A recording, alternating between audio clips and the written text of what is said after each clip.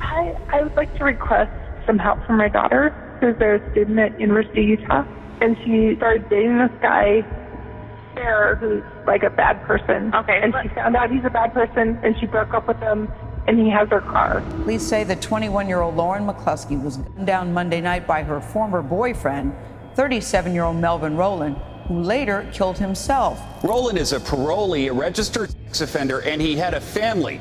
But McCluskey apparently didn't know that when she recently dated him. The University of Utah security received a call from a woman who requested help for her daughter, and she also explained what prompted her to make the call. Her daughter was a student at the university and was at risk because of a man she dated. But even after alerting the authorities, she couldn't save her daughter. 21-year-old Lauren McCluskey was a young, ambitious woman. She was a student at the University of Utah. She was a singer, dancer, and successful track and field athlete. She excelled at almost everything she took part in, but her dreams were crushed brutally on October 22nd, 2018, in the parking lot of her campus. She dated a man for 1 month before coming across the reality of who he was. As she distanced herself from him, he began to stalk her. Lauren sought help from many, but was eventually pushed toward a tragic demise. So who was responsible for her untimely death? Had she called for help from the right people? Could the incident be prevented with a little more caution? Come join us as we uncover what really happened in the unfortunate case of Lauren McCluskey, in which a talented young woman was taken from us too soon. Lauren McCluskey was from Pullman, Washington. Her parents, Jill and Matt McCluskey, remembered her as an energetic child who loved sports and hobbies. She was a singer, a dancer, and an accomplished track and field athlete with an excellent record from an early age. Lauren was just athletic from the very beginning. She could climb trees at 2 years old, and she had no fear. She was pure determination. Recognizing her strengths, her parents engaged her in activities that could channel her energy into something productive. She was a very sensitive girl, and so the athletics really gave her a way to channel that.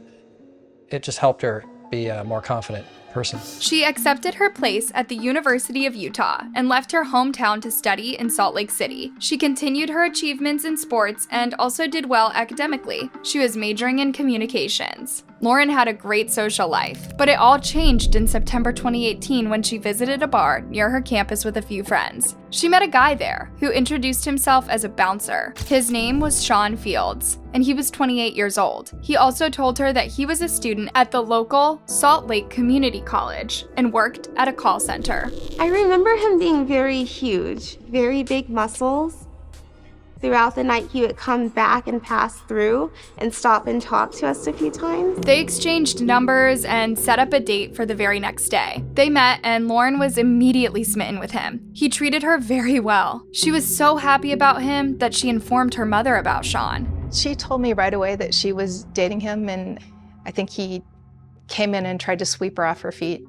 He took her out for dinner and bought her flowers and asked her to be his girlfriend. Lauren's friends mentioned that it felt like a fairy tale and that it was too good to be true, but she was happy, and they were happy for her. Soon, the friends began to notice changes in her behavior. She would often bring Sean up and tell them what he did or didn't allow. For example, she told them that Sean said she could bring a few of her friends to hang out with them. He would even dictate her attire. Once he told her to wear a t-shirt and jeans on a date. He would become angry if Lauren went anywhere without telling him, and her friends noticed this too. She seemed very nervous around him. He called her while we were at Target. He sounded very mad, like, "Where are you? Who are you with?"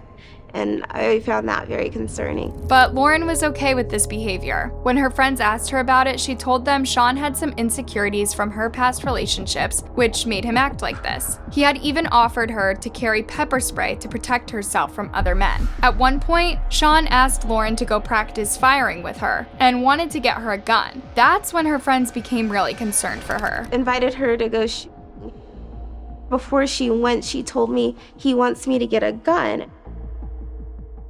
And when I found that out, that's when I told a few other friends. Her friends went to the housing advisor, Diamond Jackson. On October 2nd, Diamond sent an email to her first supervisor and outlined all the things that were wrong with Lauren. The email that you sent says, maybe in a potentially harmful relationship, non-resident boyfriend staying with her and her roommate. Boyfriend may be getting a gun to keep with her.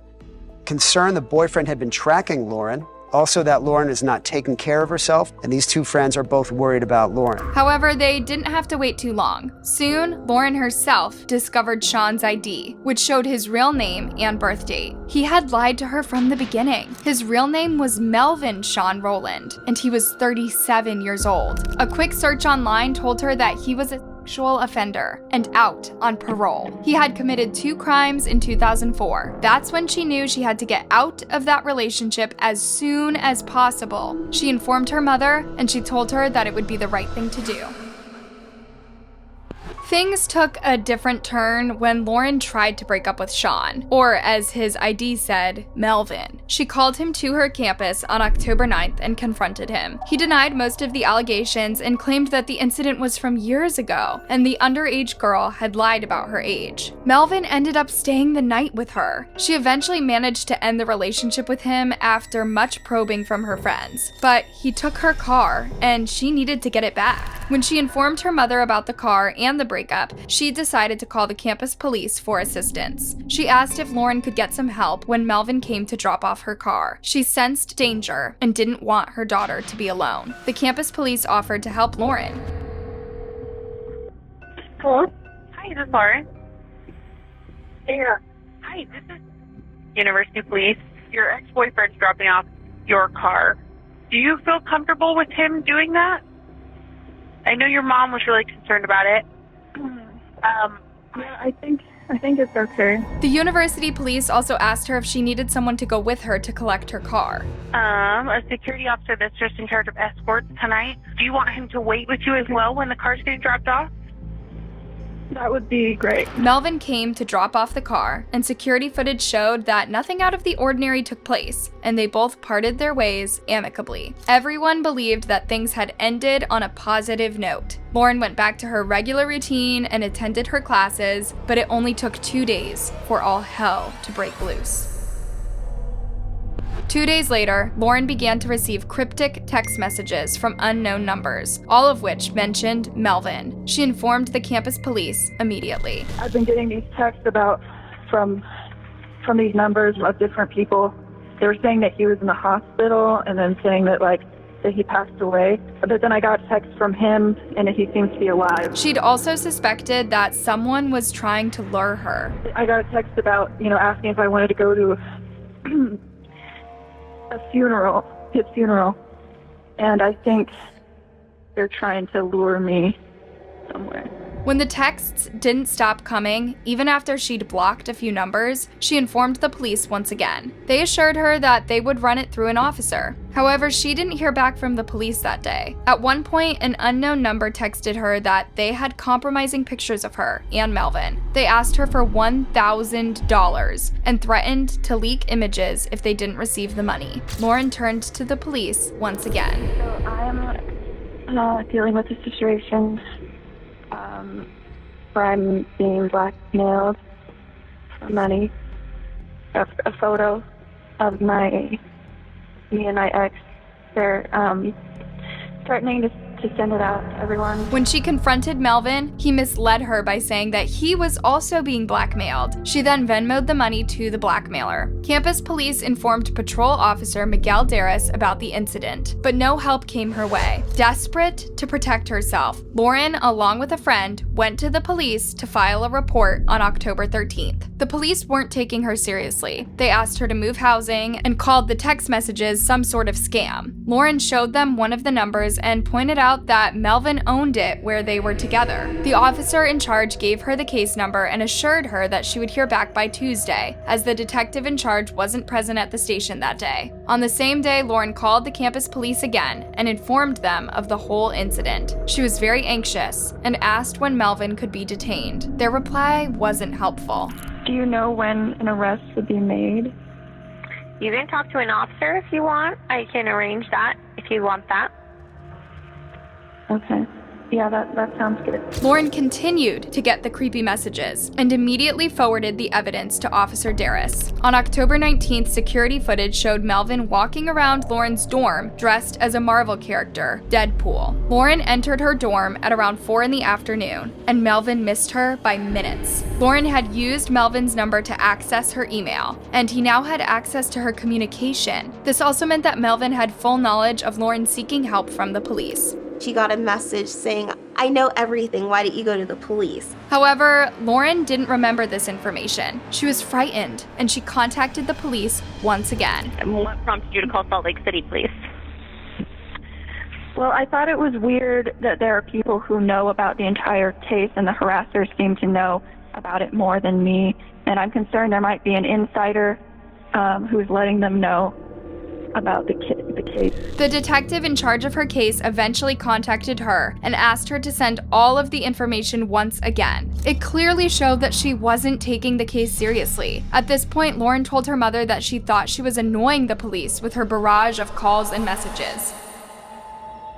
On October 22nd, 12 days after Lauren had broken up with Melvin, he borrowed a silver Buick from his neighbor and left his apartment early in the morning. He parked the car next to Lauren's dorm and waited for her there. Lauren received a text from the deputy chief that told her to go to the station as soon as she could. She called her friend and told her that the text contained grammatical errors and that she doubted it was actually from the officer. She informed Officer Darris about it, and he confirmed that it wasn't the deputy's number, but instead of taking any action, he asked her to ignore it. Melvin made rounds of her campus and dorm multiple times, hoping to come across her. He was carrying a black bag with him. A fellow dorm mate of Lauren let him inside every time. At around 8, Melvin was last seen at her dorm. That was also the time Lauren was returning from her night class. She was on a call with her parents on her way back. She was talking happily about her assignment and academic progress, and then suddenly, she sounded alarmed. She was so happy,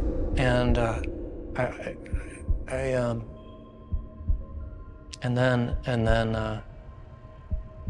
she said, no, and I knew something was wrong. Her parents heard her being dragged away before the connection went silent. They immediately called 911. Hi, my daughter, Lauren McCluskey, was talking to her mom, and then she just started saying, no. And it sounded like someone might have been grabbing her or something. All units were alarmed and began looking for Lauren. They suspected a case of kidnapping. We had a ex-boyfriend who was possibly making threats from the southeast of the South Medical Tower in the parking lot. It's looking like this might be kidnapping. According to the police, witnesses had heard multiple bullets being fired. They issued orders for all students to be locked in and stay where they were. They were desperately looking for Melvin Rowland at this point. After a thorough search, Lauren's body was eventually found in the parking lot at the campus, inside the borrowed silver Buick. We have someone bleeding from the mouth in this car. Melvin had fired at her 7 times at point blank. Melvin left the campus and went on a date immediately with another woman he'd met on a dating app. He went about to have a normal night as if nothing had happened. The woman, however, saw his picture later that night and decided to contact the police. When I got home, I saw the picture of this guy, and then I saw that he may have been picked up in a silver Sonata, which is like a description of my car. I saw the picture, but the name isn't the same, or the age. The officer chased him and found him entering the Trinity AME Church. We have the suspect inside the church. It looks like he has a shot wound self-inflicted. Officers stormed inside to find him deceased. Evidence proved that Melvin Rowland had taken his own life. Lauren's friends and family were deeply shaken by her untimely demise. Her peers remembered her as a bright woman who was equally excelling in sports and academics. A really hard worker, really dedicated athlete. Her teammates loved her. I know that they're absolutely heartbroken. 2 days later, the University of Utah held a memorial for Lauren. We gather today to honor the memory of Lauren McCluskey.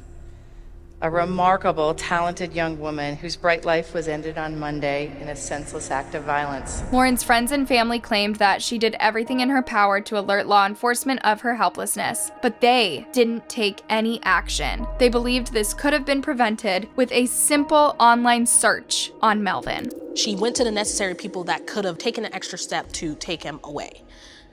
She did everything right, and nobody did anything from that point on. It's unbelievable. Lauren's parents sued the University of Utah for $56 million because of their negligence. The university denied all claims of inaction and said it couldn't have been prevented, but it's evident they're just trying to avoid accountability for such a great loss. The case was eventually settled outside of court, and the McCluskey couple received $10.5 million. An additional $3 million went to the Lauren McCluskey Foundation, which was formed to increase nationwide campus security. The university authorities also built an indoor track for campus athletes and named it after Lauren. Despite denying responsibility for the incident, the university authorities paid their condolences to the McCluskey family, but these words will never bring the young woman back to life. To break promises, I don't want to hurt you, but I need to breathe. At the end of it all, you're still my best friend. But there's something inside that I need to release. The case of Lauren McCluskey becomes a stark lesson for the law enforcement authorities of the nation, and possibly the entire world, and tells us that people of authority should pay attention when a person is asking for help with a delicate situation. Otherwise, we will forever have our hands tied and lose too many Laurens in the future. Do you think this unfortunate event could have been avoided with a little more safety on campus? Do you believe that university authorities and law enforcement should have responded better to Lauren's cry for help? Let me know in the comments below. Thanks for watching the video. Don't forget to like the video and subscribe to our channel.